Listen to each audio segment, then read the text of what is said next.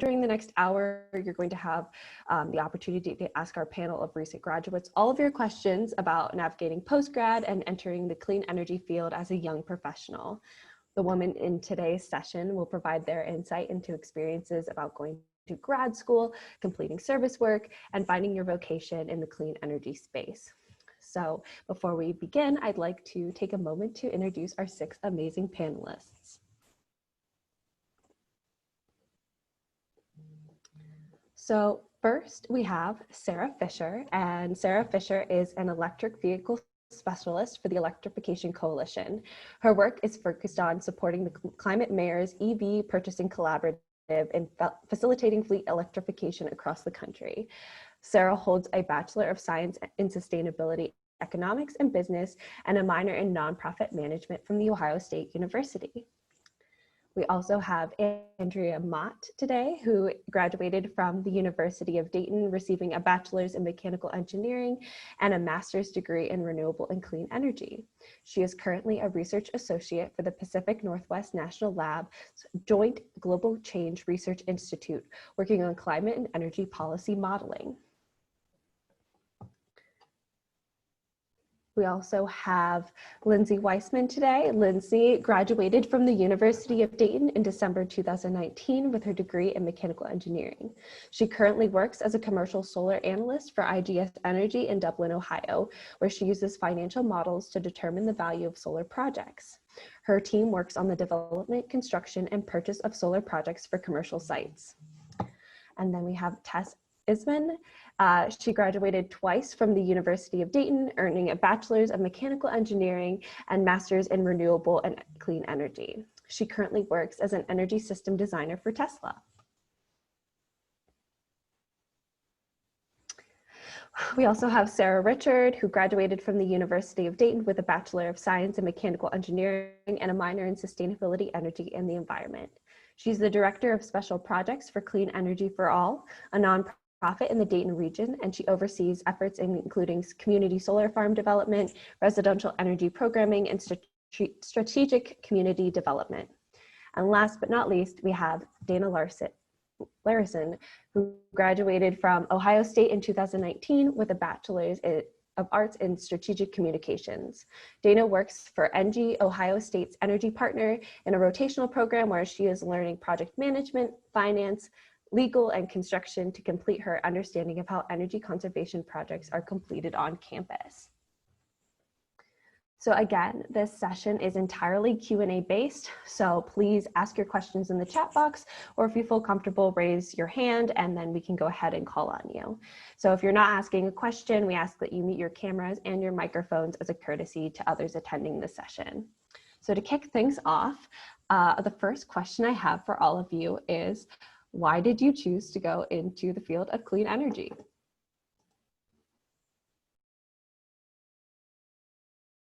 And feel free for anyone to kick it off if they'd like. So I feel like my path was really windy. I think it started because I took an AP environmental science class in high school, and that was really what kind of sparked the connection. Originally, I thought I wanted to go into international development and work in other countries on renewable energy development and sustainable agriculture. And then I got to Ohio State and took some classes where I basically realized that we've gone into a lot of other countries a lot and not necessarily always had the best impacts. So I realized that I wanted to focus a little bit more on domestic environmental issues. Ended up getting an internship with a nonprofit in Columbus called Clean Fuels Ohio, and kind of just fell backwards into clean transportation and energy from there.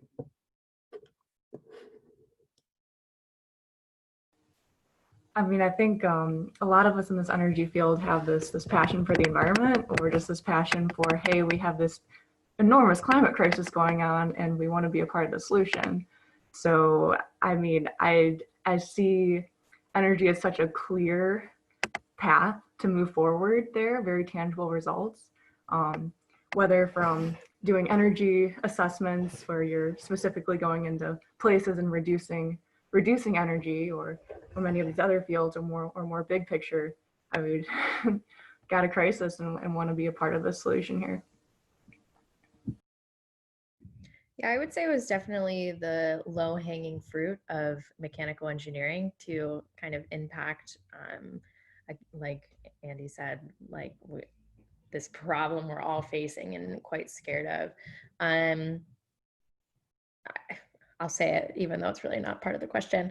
I think one thing that I was really interested in as a mechanical engineer who didn't really want to be a mechanical engineer post-grad was really diving into speaking the language of energy, because it's my personal opinion that many of the solutions are already thought up, the numbers are there, but yet we aren't implementing them. So there must be a reason, not a good one, but a reason. And so to be able to speak the language of energy and like, especially as a woman, it was like, I want to be heard in this room, and it's unfortunate that I have to do this, but the fact that I have a mechanical engineering degree will help me and my voice like at that table.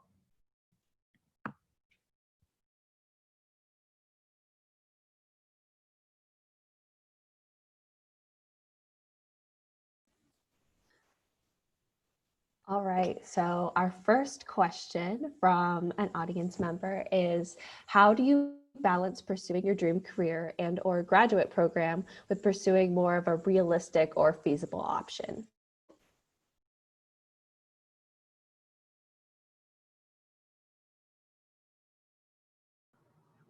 I can start. I mean, I think you can take each like job or opportunity you get as like a stepping stone. And I think that's what you should be like looking for in every job, because you know your first like job offer after graduation might not be what you stay with. And I think like one time I was on a meeting, we were like celebrating an intern at the end of her summer, and she asked in that meeting like, how many of you guys started in what you, or how many of you guys are in what you graduated with? And I think on a 10 or 12 person call, one person was like, yeah, I'm still in that field. So I think every job that you take is a stepping stone, and you learn so much about yourself in each role, and you learn what you do like and what you don't like, and like different talents that you didn't know that you had, and maybe that's what you want to pursue in the future. So if you have an idea of what your dream career would be, I guess my best advice is if you can find something remotely in that realm, that's probably a good way to go. And then you can work toward, and if that like job makes you want that career more, then you can work towards going that way. So. Oh, go ahead, Andy. No, go for it, Tess. I'll just add quickly, along that train of thought, I'm a huge fan of moonshot ideas of where do I want to be in 5 years from now. Those exercises, and if you want to go for a walk or whatever you like doing, they're really great in asking yourself where is your purpose and your passion really, and it's an iterative process, right? It's going to change. So being open to that and just maybe having those conversations with yourself will also help you figure out, all right, where is the next job that I need to get this skill set in so I can get here in 5 years. I really like, yeah, both of what Tess and Lindsay just said. Like Tess with the thinking, the big moonshot, and then Lindsay like the don't be afraid to take a stepping stone to get to where you might want to go.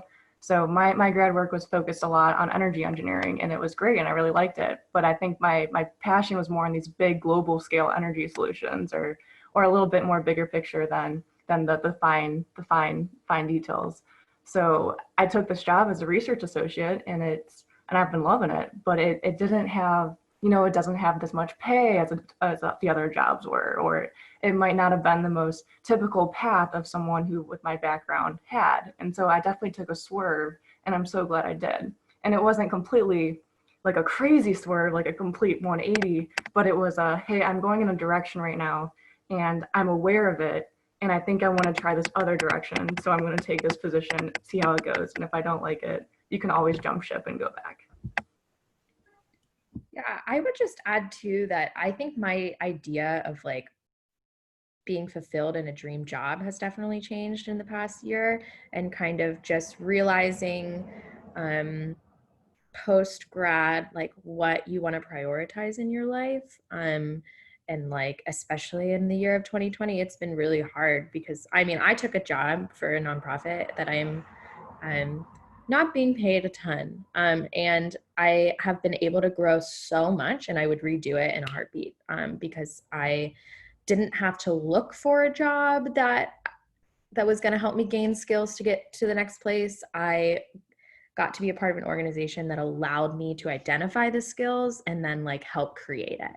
And so that's like an interesting path as well, that you're definitely going to face deciding between a 4-person nonprofit versus like Tesla, like much different. And so that's an option as well. And just being gentle with yourself and knowing that like, it's okay if like your first job isn't, you know, solving all the world's issues at once, because you like find what you need right now. And for me, that was moving into my own apartment and being able to pay for like a certain hobby of mine. And then if I can fulfill those things and still work on myself day to day in my job, then it's turning into my dream job type of thing. I'll echo what a lot of other people have said too, where I think we are in college and we have this expectation that after 4 years, you're going to come out with your dream job, and that is what you're going to do. And I think it's not that way. Even if you have your first job and you think it's going to be your dream job, it might not be what you thought it was. And so I always like to tell people, like, don't be afraid to look at other options. You don't have to stay somewhere that you're not happy, and you can continuously look for new things. I know people who have changed their jobs 20 years into their career and they're in an entirely different field now. I'll also say in my experience, I did a lot of learning outside of my day job, even after school was over, and that helped me get other roles that I wanted. I learned a lot of different programs and things like that in my own time, because there's so much out there on the internet that you can learn to do just by Googling things. Google is a really good tool. That's the number one thing I think I learned. Yeah, I think the dream job kind of thing it's something that it's difficult to achieve, especially with your first position. Yeah, that's awesome. Really great advice. So we're having a lot of great questions come into the chat. So keep them coming, guys. Like, just keep asking questions. We'll try to get to as many as possible as we can within this hour. Okay, so we're going to take the path of the conversation a little bit towards grad school. So for those of you who went to grad school, how did you know grad school was the next step? And how did you choose your grad program? And I know there's a specific question more geared towards Andy and Tess, who both completed a master's in renewable and clean energy. So why did you choose to do renewable and clean energy as opposed to, you know, mechanical engineering grad or something else? So just like, if you could talk a little bit more about that experience and why you chose it, I think that would be really great as well. I can kick off this one. Yeah, so definitely chose the renewable clean energy program because during undergrad, taking mechanical engineering classes, I loved the ones that were energy systems related or renewable energy, those RCL classes. And if you love something, why stop doing that?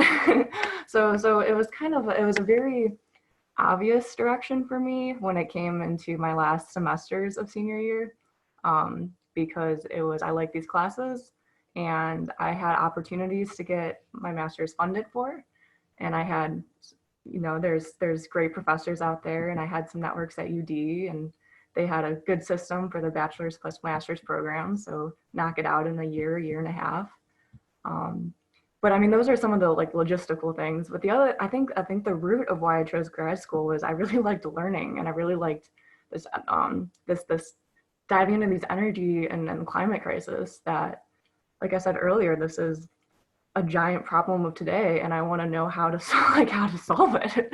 Like, it just kind of like that nagging curiosity of I loved the discussions with other classmates, with professors, of these big ideas, big solutions. And it was a great environment. I loved grad school. It really fostered that learning, fostered that passion, both in classes, but I think more so outside of classes with the friends I made, the conversations we'd have, after class or coffee shops or whatnot.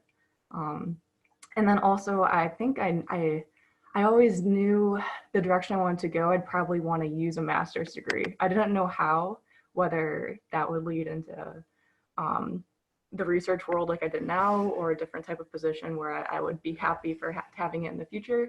So it made sense time-wise. I wasn't burnt out of school, so I was like, might as well knock it out in another year or so. So that's why I chose the RCL program, and that's why I chose UD for it. Yeah. I guess I have a similar beginning to that answer as Andy. I also felt like I wasn't done growing. I guess something else for me, when I chose UD as an undergraduate school, I also was choosing UD for their grad program. So when I was a freshman, I already knew I wanted to do RCL. My reasons have changed. When I was a freshman, I thought I wanted to go into research for like battery tech, I think is what young Tess wanted. But now it had shifted throughout my years there, again, having conversations, which I want to highlight that for a minute. How important, no matter where you are in your career, having your people, having your network in clean energy to have conversations and to talk about these things with. Andy mentioned going to coffee shops after class and just talking with classmates about things related to what we had just learned and things like that. That to me also is something I was looking forward to having in grad school, because I think that's also where a lot of learning happens, not just in the classroom. But overall, for me, I chose RCL because I knew I wanted specific experiences, especially for me, it was with renewables, right? It was with solar and geothermal specifically. So if you feel like you might be in a place where you want to get into another field and you would feel more comfortable having experience, that's valid. I understand it's a balancing game too with how am I going to pay for it? Should I work part-time, full-time? But that's an individual choice. I also, like Andy, I wasn't funded for the first semester of grad school, and then I landed a graduate assistantship. And then I'm also going to throw out again that you definitely do not need a grad degree to go on into this field at all. It was just a specific direction that I wanted to go that I felt like it might benefit me. And then also, you definitely do not need to go to grad school right off the bat. If you're feeling burnt out and you want to check out the industry, maybe specifically, and work there for a couple years. And if you decide then, like, hey, maybe I should go on or see where that leads, you can do that too. So whatever decision you make now revolving grad school, it definitely does not need to be an end all be all. Yeah, I think that's some really great advice. And I know I'm pretty good friends with both Tess and Andy, and they have both told me that if you're not passionate about something, don't go to grad school for it. You have to have the passion and the drive to want to go ahead and pursue that degree. And if you have to take a couple years off to find out what that passion is, that's perfectly okay. And so I just want to open it up to any of our other panelists if they've had that experience of, now they're deciding to go back to grad school maybe in a couple years, or they had that experience in their last year of undergrad where they were trying to decide whether or not they wanted to go to grad school and made the decision that way.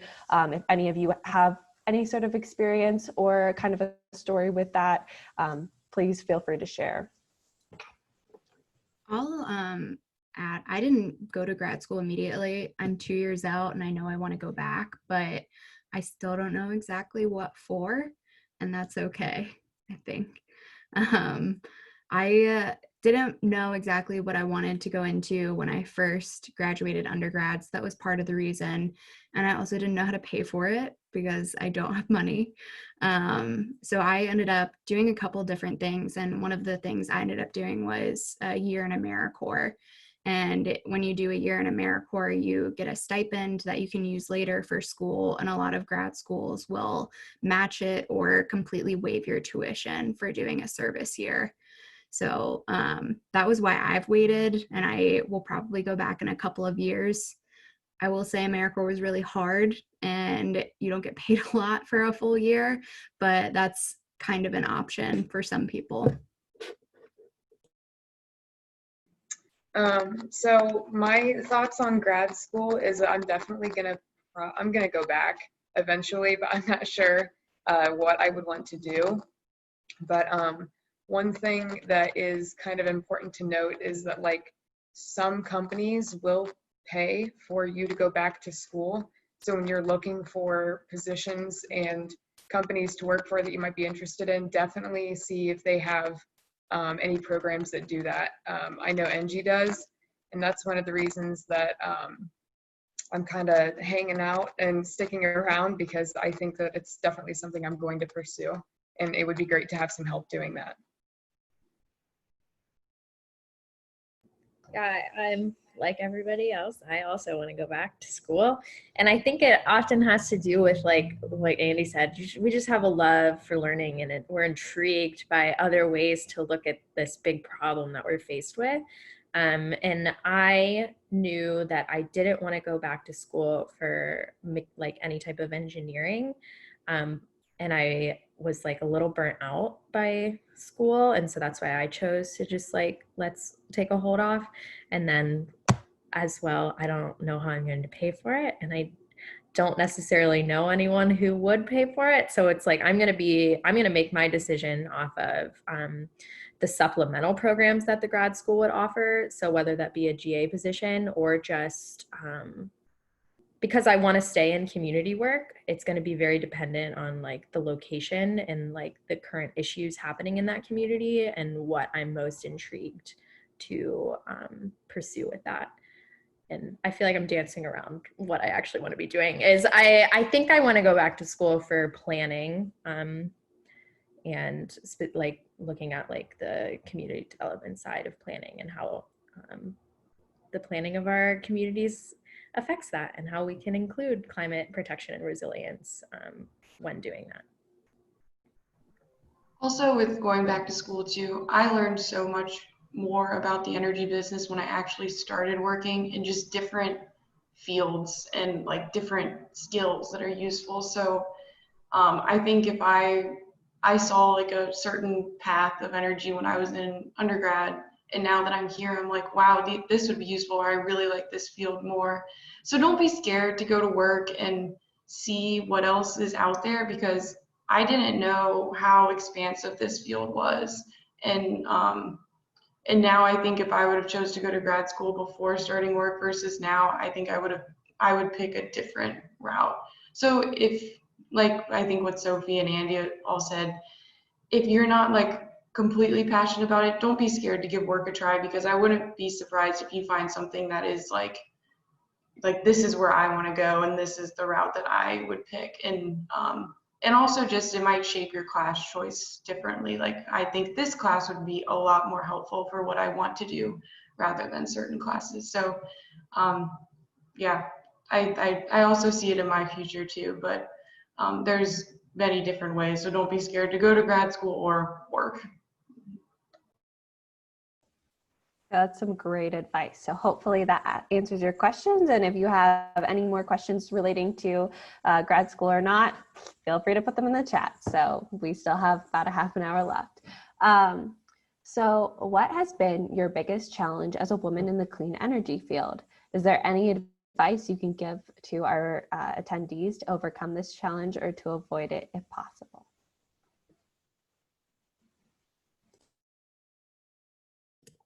So I can start. I've had a couple of different positions.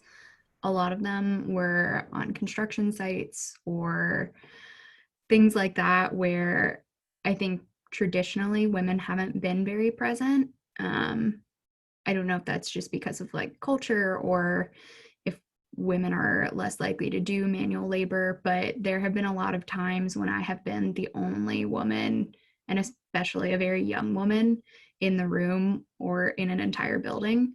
And I think coming from college too, where you're surrounded by young people of all genders and everything, you're not used to that, or at least I wasn't. So I think just getting used to that feeling was kind of the most difficult thing for me, understanding that even though I feel really different and maybe a little bit of an outsider, I still have a lot to contribute and I'm allowed to voice what I'm thinking.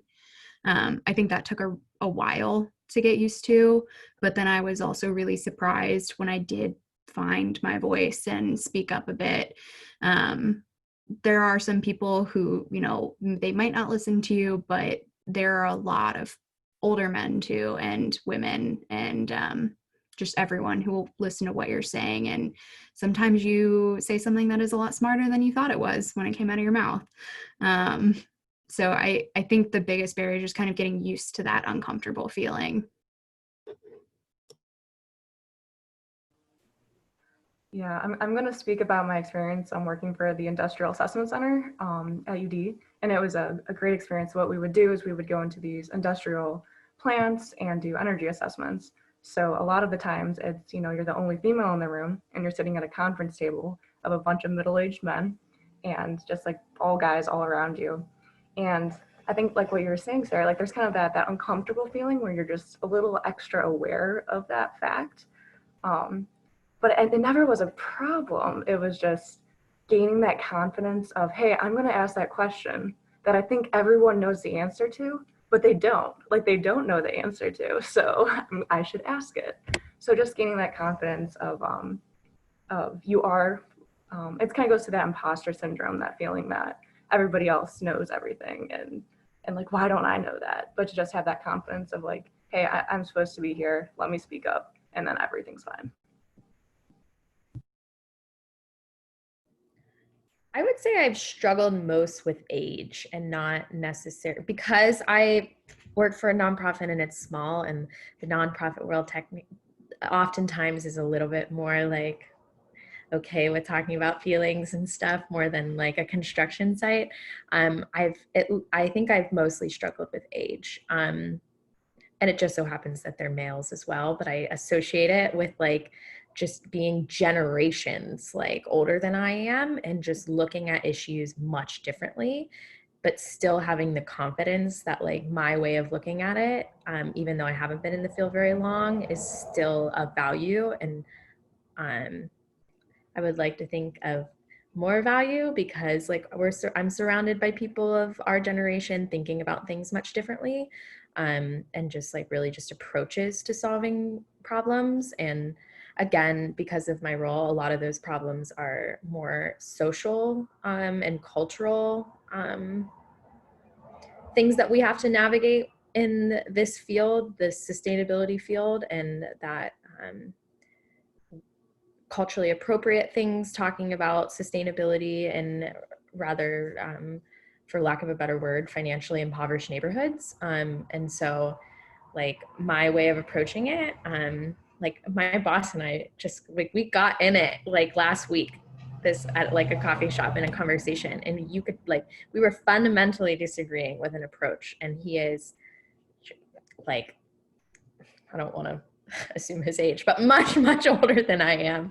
And it was just interesting to like, we both came to the agreement at the end that we were looking at, like, we want the same end, but our approach is much different. And like having the confidence that just because I haven't been in the field that long doesn't mean that like my perspective isn't valuable. Fresh ideas are important, and it can be very intimidating as a young person to insert them. And we're always told in college, I think, that like that's what we're able to offer, and like that's what engineers are able to offer, problem solving. But like actually, like Andy said, having the courage to like raise your hand and ask that question or give that idea is scary. And it's like I don't have a perfect answer for it, but you're not alone in thinking that like that imposter syndrome is real, for sure.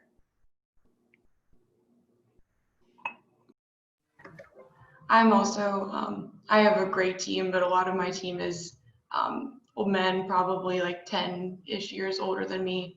So that was an adjustment, not only being like the only female in the room, but also being one of the youngest in the room too.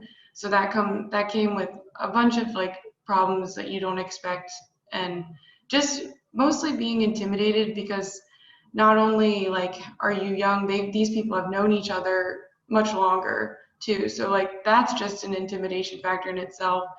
But I think what you need to know is that like good work is still appreciated, and like you are learning and like they understand that too. And make sure that you like demand respect from people too. And if it is just the work that you do and you do a good job, like that does earn a lot of respect. So don't be scared to speak your mind. Make sure that you are included in things and like speak up, even if it's something as like dumb as on an email chain they like say, hey, like gents, like, you know, maybe say like, hey, there's like a lady here too. Like it's like dumb things, but just make sure that you know that your presence is known.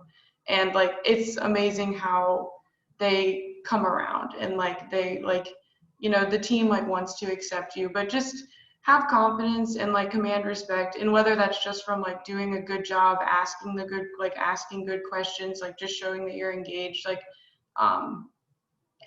you can get that respect and confidence. And another thing too is make sure that like women were there to support each other. Like if there is women in the office and you're like find them, reach out, don't be scared. A lot of times I think like this conference last year, we found out that a lot of us are going through the same things. And I mean, you just heard 5 of us say that we were the youngest in the room and surrounded by men. So like we all have similar experiences, and it's good to hear it from other women too, that we're all going through the same thing and we've all kind of overcame it in different ways. So it's good to hear like how you have too. So yeah. Yeah. I had, oh, Go ahead. okay. I had kind of an interesting experience as of late because I graduated my, or at Ohio State with communications, and then I ended up kind of pivoting into construction and project management. So I was showing a bunch of contractors a certain project that I'm working on right now.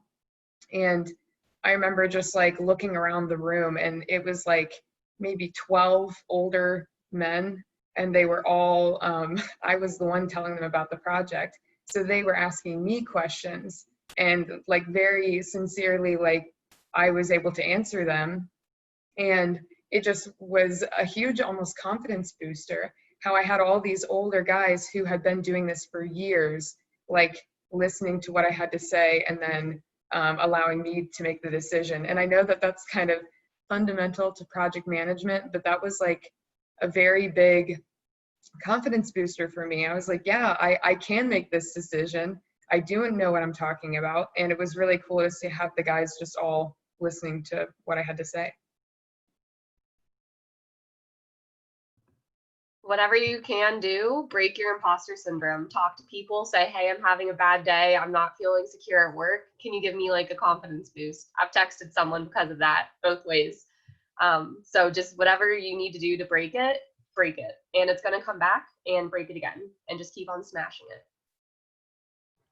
Another thing too is when you're starting a job or grad school, whatever you're doing, like it is the best time to ask questions. Like, I mean, all times are good to ask questions, but like, don't be scared, because if you don't know something, it's probably because you actually like don't know it. It's just because it's not like you didn't miss like a memo. Like you're new. Like if someone's saying an acronym and you have no idea what you're saying, it's better to ask in like the first like hour rather than like 3 days later. And so I think that's the biggest thing, like going into workplace or like anything new.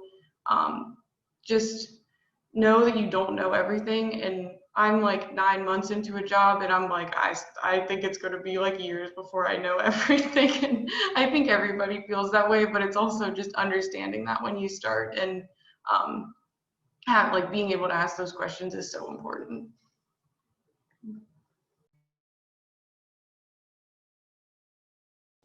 It's all about confidence.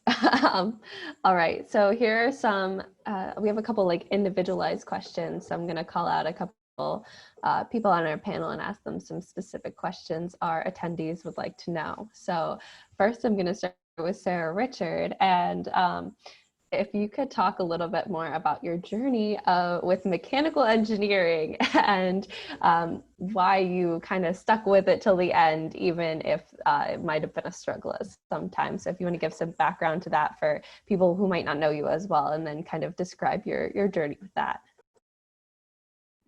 Sure. many of you have heard this far too many times, that I, in fact, didn't want to be a mechanical engineer for most of the time I was majoring in mechanical engineering.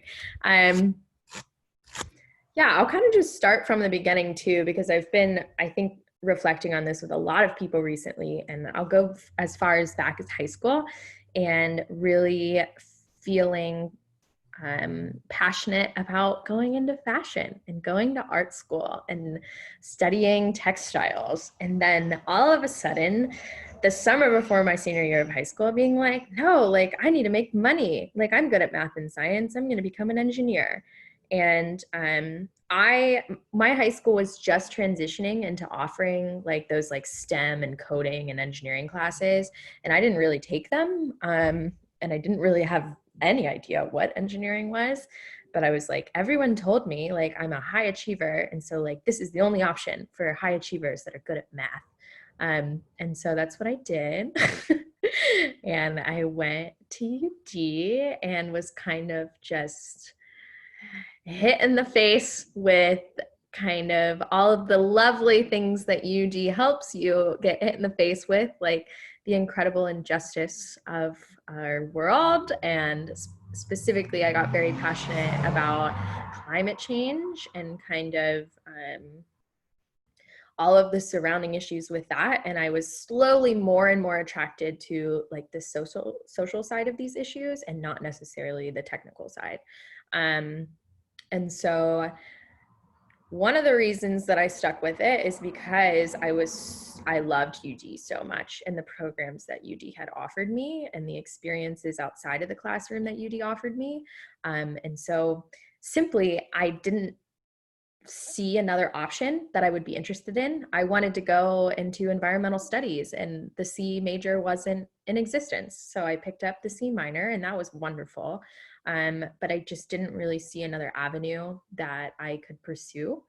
And don't get me wrong, I tried switching my majors multiple times. And it didn't happen. And I'm not afraid to admit at this point, like there was some ego in there as well, saying that like, I'm doing well in my, like academically doing well. And so why would I cop out of something hard? I felt like people would like, I don't know, like think that I dropped out because I couldn't do it. And like, that was a huge ego thing that like, I'm now able to admit, but, and so that was like at the beginning of that journey. And then I ended up interning for the EPA, Office of Environmental Justice. So really focusing on that social side of environmental issues in DC. And funny enough, it kind of empowered me to stick with engineering post that internship, not because I didn't love what they were doing, but it was more so, I really think that it's important to be able to speak this technical language. And so I kind of started looking at mechanical engineering as like speaking a language and learning a language and not so much looking to necessarily apply it. And I don't know if that's a great enough reason to stick with it. I'll let you know in the future. But I really was like empowered by this thought that, yeah, I think it'll be really important if I am looking to advocate for individuals in the future that I'm able to set myself up for the greatest amount of success to talk to those big industry companies that want to come into a community and like they're going to claim that this is why, and I'm like, oh no, that's not why. Like I can tell you why, and XYZ. So yeah, I'm glad I did it because it, like everyone says, it opens up doors. I don't love the fact that engineering degrees are seen so like, oh wow, like I'm sure many of you have received this response as well. Like, what did you study? I'm like, mechanical engineering. And they look at me like differently. Like, they're like, wow, you're smart. I'm like, thank you. But like, that's not why I would like to be seen as smart, because I look at my other friends and more of the social sciences and the communications and the arts as like way smarter than I am. And so unfortunately, that's kind of like something that's like happening right now, that like the STEM fields are seen so much like more intelligent than some of the others. And like, that's super frustrating to me, but like, I do benefit from that system in a way. And that's just me being honest. I don't know. Yeah, not super relevant, but yeah, I guess that's my thought process. I don't know if I answered the question. Why did I stick with it? Yeah. No, I mean, I think, yeah, that's great. And I think, just kind of to echo that, like I have been in a similar situation where I knew mechanical engineering is going to get me where I want to go. And I might not necessarily want to do mechanical engineering for the rest of my life, but I'm glad I studied it. And I've met so many people, especially over this past year, or even if you look at the women who have talked, who are on this panel and who are talking, throughout the week at this conference. Not all of them are engineers, and that's perfectly okay. And some of the people who are engineers are not going to necessarily do engineering things in the future. So, choose a major, stick with it, do what you want to do, and know that that's not going to define you as a person for the rest of your life. It feels like it defines us as a person because whenever you're in college, you answer, "Hi, my name is Sophia. I'm a mechanical engineer. It's nice to meet you." You're defined by your major, but you don't have to be. So that's a great story, Sarah. And I think don't be defined by your major. You don't have to be. Yeah, which is something I talk about to my friends all the time with, like, I have imposter syndrome, like in another way. Now that I'm in a field outside of engineering, I feel that like I have imposter syndrome of not like having perspectives because I didn't study them. I didn't study like the social science of like environmental studies and whatnot. So yeah. Also parental pressures. I'll leave it there, but like that's too. Okay. So our next question is specifically for Dana. So can you talk a little bit about your rotational role at ENGIE and just, what those projects look like on OSU's campus, or if they look different from projects in industry, and just like if you want to kind of explain what you're doing, I think you're probably in a really unique position to kind of share. I sure can. That's a loaded question. So I started off at ENGIE, I think it was about 2 years ago, and I started as a communications intern, and then I progressed up into a co-op, and then I was kind of I knew I wanted to stay with ENGIE, and I was just kind of looking for the next opportunity. And then fortunately for me, my CEO at the time was working on a rotational program called youre. And the idea behind the program is I would be doing project management, finance, construction, trying to learn all of those different roles to eventually be placed at another university partnership like the one we have with Ohio State. So we had definitely a learning experience to try to bring me up to speed. But with COVID and everything that has happened with that, that actually kind of got put on hold, my rotational program. And my CEO said, we need to pivot your experience so you can serve or work with everybody in the office to make you more of an asset to, keep the position. So it was kind of different because even though I'm not technically doing the YouLead thing now, I'm still learning a lot and supporting the whole office when before I was just doing comm. So now I work with a lot of different people. And I now have my own project assigned to me. So that's been kind of interesting. I don't know anything about construction, like zero. And I have had to learn everything on the fly.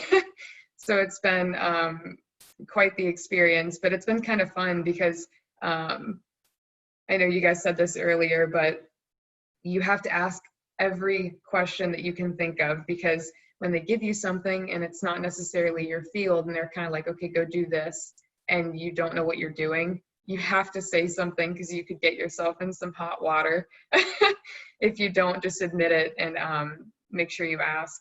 So that's been crucial to my whole experience so far. And then I can also talk about some of the sustainability and energy projects at Ohio State.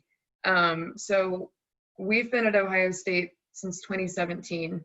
And I don't know if you guys know about this partnership, but basically ENGIE is partnered with Ohio State as Ohio State's energy partner, and we are on campus for 50 years, and we are managing all of the utilities on campus. So we're bringing power to like almost 500 buildings. So when we came to Ohio State, it was pretty evident that Ohio State has like other priorities just as a university. They're worrying about their academics, research, just everything else. So they were like, you guys handle the energy and the utilities. We want to prioritize other things. And it was evident that there's a lot that needed to be retrofitted and upgraded. So we have 3 different types of projects. It's life cycle, like just updating things, expansion, so like making new buildings, and then energy conservation. So a lot of the projects right now have been focused on life cycle just because we had a ton of old infrastructure that had to be replaced or upgraded. And that has been some of the main parts that we've been working on. Simple things like replacing all the light fixtures on campus with LEDs, stuff like that. It's just the whole campus needs to be revamped. And like Ohio State is huge. It has its own zip code. So like there's a lot to do, and we have a pretty small team. So our office is very busy. Our whole team is very busy all the time. So it's really cool to be able to experience that and get into that and know that I'm helping out some other people. The cool thing about our partnership with the university is it was the first one that has ever existed. So now Ohio State was the first, and now we also are doing University of Iowa. And it is different than other projects in the industry because Ohio State is our partner and like almost like our, it's our customer. So you have to, before we do any of our projects, before any of it gets approved, before we start construction, we have to go to Ohio State and say, okay, this is what we'd like to do, and this is how we're gonna do it. This is how much it's gonna cost. And they can basically be like, yes or no. So you're totally kind of at the mercy of what they want and what their priorities are at the time. So I think that it's really interesting because it's like a lot of project management experience and engineering and all that good stuff. But then it's also, we have to be very careful about managing our relationship with the university, because if that goes wrong, you know, we can't get things done. So it's a really delicate balance, and that's why it's such a cool place to work right now, because I'm interested in it for kind of the university relationship management. I think is really interesting because you know, they hold all the cards, and trying to maintain that relationship and make sure it's not damaged is really cool from a communication side. And then also being able to complete projects on campus is just awesome. And we have already seen an impact of the emissions on campus. So it's really cool to see that in 3 years, we're already at like 11% reduction, and there's a long way to go. So it's really exciting. Can I ask a quick question? Yeah.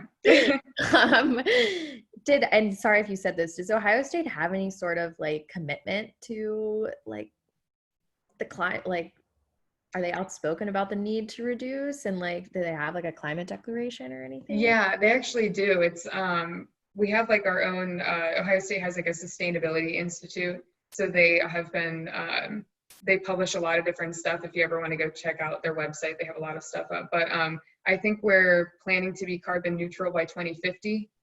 And then I know we have committed to reducing energy consumption on campus by 25% within 10 years. So that's our first goal, and then carbon neutrality.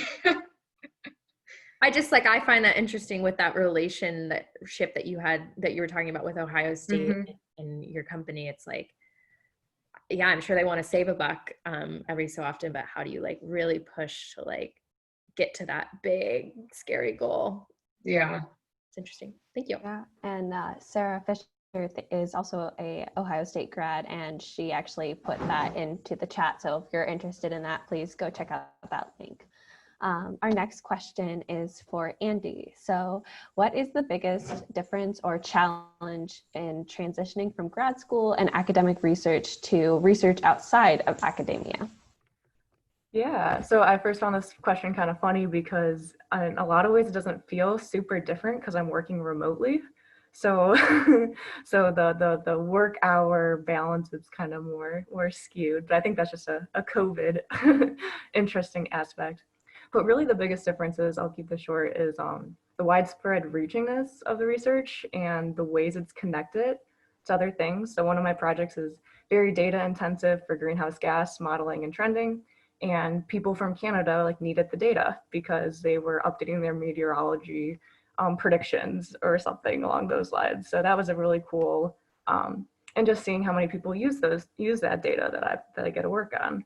And then the other like connection, like another project I am, is with collaboration with China. So it's like this giant, it's more, I think a lot of times academic research feels more isolated, like, oh, like here's a problem, I want to kind of dive into it, I find it interesting. Well, this feels very more like someone sponsoring us to do research specifically on this to be used to influence policy or make some sort of impact decision. So, and then also a lot of times in academia, you feel like I have to solve this problem myself.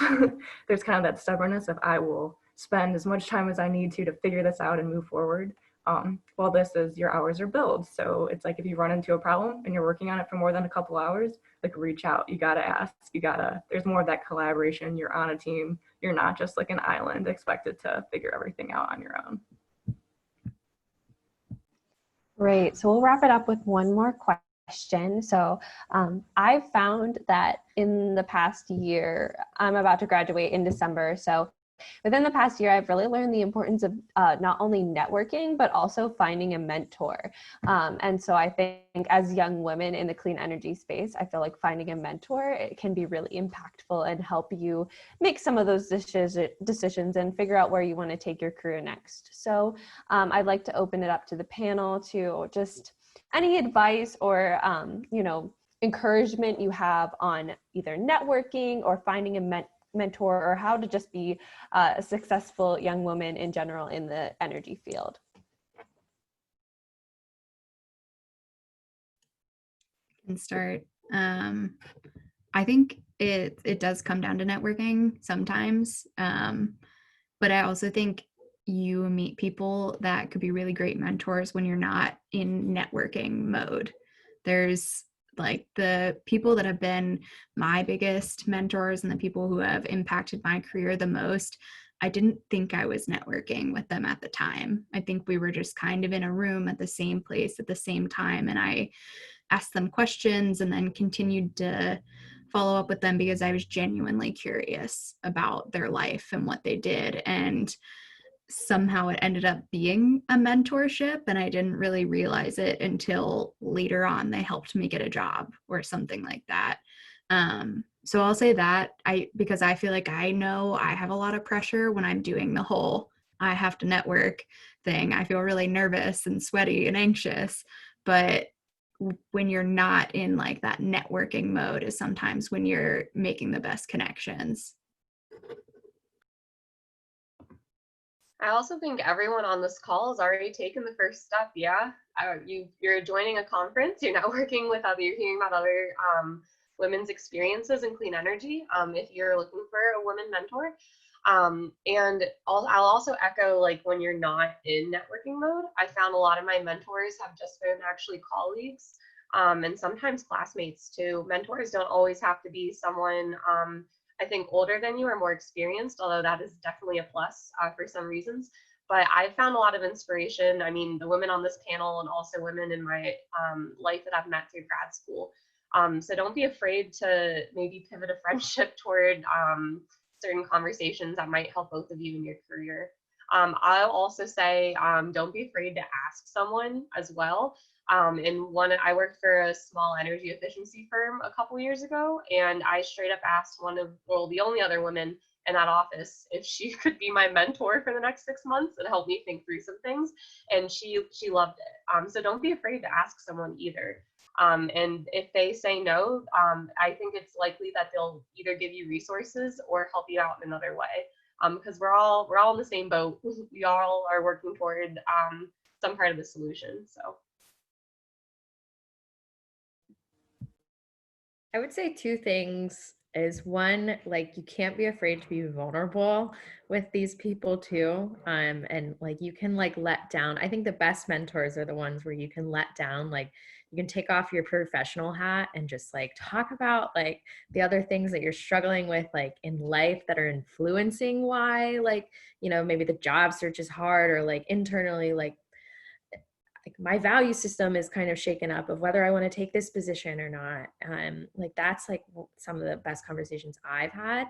And then I would say two is not being afraid to not jump ship with a mentor, but being afraid to like I've had mentors whenever I thought that this is like a direction that I want to pursue, and they are like so helpful and so well connected in that area. And then like I realized like, oh, that's like not actually what I want to do. I'm going to go straight up Google people in Dayton like that this is the job that I want, and then just telling them that like, hey, this is like something that I would like to work up to. Like I'm not going to pretend I'm qualified now, but can you like just share your journey? And people are like so willing. I mean, not that many people are like knocking on my door, but anytime someone asks like advice, I am so flattered. So it's like, you know, maybe people have said no, but like I've never been told no. Like people, especially women, just like want to like women support women. We're just trying to help each other out here. So don't be afraid to be vulnerable, and don't be afraid. It's okay if you change your mind. Sometimes too in college, I feel like there's all these like mentorship programs, you're assigned a mentor, and like if those, and sometimes it feels more like a forced relationship. So if you ever find somebody that you just really think that you connect with, and like maybe you don't work directly with them, but they've been in the business longer or something, that's what ask, because they probably will. And maybe they don't know your exact career path, but they can still give you advice. And having someone you can actually talk to and get your feelings out is just always a much more successful like mentorship than maybe somebody who has had your job for 2 years or something, or like has taken your exact path. So yeah, don't be scared to ask. And yeah, mentors are great, and I think they're very helpful and important. And don't hesitate to reach out to any of us on the panel. I'm sure we would all love to share our experiences in more detail and have life conversations about direction. If any of you want to, don't hesitate to ask. Yes, thank you so much. And I think at that note, we will, wrap up there. But again, you're going to receive all of the contact information for everybody on this panel and anyone who has spoken at a session this week, as well as the people who help plan this conference. So if you are a young person interested in energy at UD, I am sure that all of us who are planning this conference would love to even talk to you more about, how we plan this conference, what we're deciding to do, what classes that we've taken here at UD that we found to be really beneficial. So feel free to reach out to us as well, because we would love to have a conversation about you with that. So this officially concludes the end of the 2020 Women in Clean Energy Conference. So thank you so much, everyone who attended this week. We hope that you all enjoyed it, even though it was a virtual conference, and I hope you'll join us again next year. So in the chat box are one of our helpers, Jen Hoodie. She just posted a link to a survey. So if you could go ahead and take a couple seconds to fill that out, that would be wonderful. And it'll just give us some feedback on how you thought the session went. And so again, later this week, we're going to follow up with some materials, including presentations, contact information for the speakers and for the planning team. Also, we're going to have some information sent out about some companies that we are associated with that are recruiting for positions. So one in particular is called ICF, which is an international consulting firm, and they have divisions across clean energy and climate change. And so they're recruiting for some positions in their energy, environment, and infrastructure group. So we'll have some information about those jobs and people that you can reach out to as well. So thank you so much for coming. Enjoy the rest of your day. Have a wonderful rest of your weekend. Thank you so much, everyone. Oh, yes. And the Ed's Clean Energy job list, which Tess just posted in the chat, I look at it every week, and that's literally the only jobs that I've been applying to. So highly recommend checking that one out as well.